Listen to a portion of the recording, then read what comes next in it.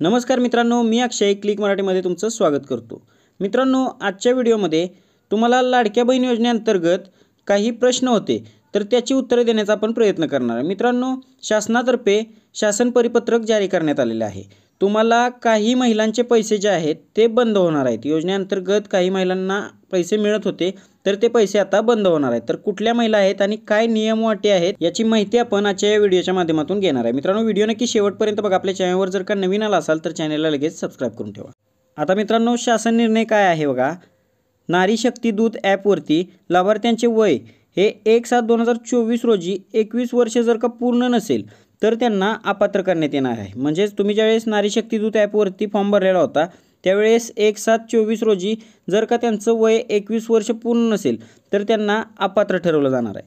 त्याच पद्धतीने तुम्ही ऑनलाईन ज्यावेळेस फॉर्म भरलेला होता त्यावेळेस तुमचं वय हे दिनांक 30/9/2024 रोजी 21 वर्ष पूर्ण नसेल तरीसुद्धा तुमचा फॉर्म जो आहे तो अपात्र करण्यात येईल।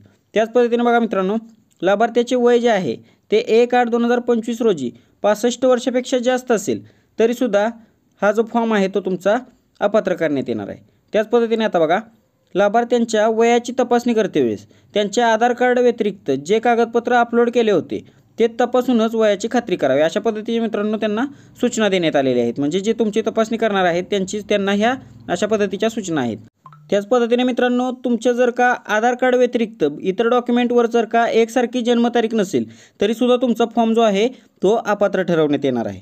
आता बघा मित्रांनो, कुटुंबामध्ये म्हणजेच तुमचं एक रेशन कार्ड म्हणजे एक कुटुंब असते, त्या कुटुंबामध्ये 2 पेक्षा जास्त लाभार्थींच्या तपासणीमध्ये म्हणजे तुमच्या रेशन कार्डमध्ये जर का 2 पेक्षा जास्त महिला असतील तर त्यांची तपासणी करण्यात येणार आहे आणि त्यामध्ये किती महिला लाभ घेत आहेत हे सुद्धा बघितलं जाणार आहे। त्या पद्धतीने बघा मित्रांनो, शासन निर्णयान्वये एका कुटुंबातील एक विवाहित आणि एक अविवाहित महिला या योजनेचा लाभ घेण्यास पात्र आहे असे नमूद आहे।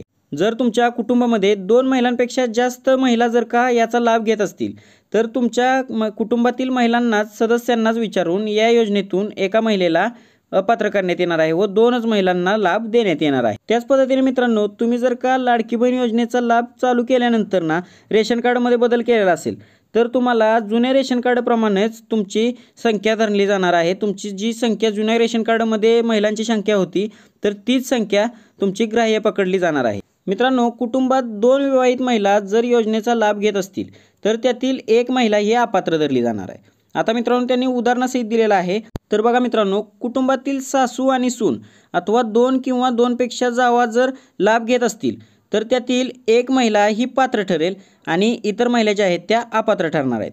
त्याच पद्धतीने बघा मित्रांनो, कुटुंबातील 2 बहिणी लाभ घेत असतील तर त्यातील एक बहीण ही अपात्र करण्यात येणार आहे। अशा पद्धतीचे निकष जर का मित्रांनो तुम्हाला लागू होत असतील तर मित्रांनो तुम्ही अपात्र ठरणार आहात। आता मित्रांनो, सर्वात महत्त्वाचा विषय असा की तुम्हाला जर का पात्र व्हायचं असेल तर काय करायला लागेल। तर मित्रांनो, तुमच्या जन्मतारखा ज्या आहेत तर त्या सगळ्या डॉक्युमेंटवरती एकसारख्या आत्ताच तुम्हाला करून घ्यायच्या आहेत।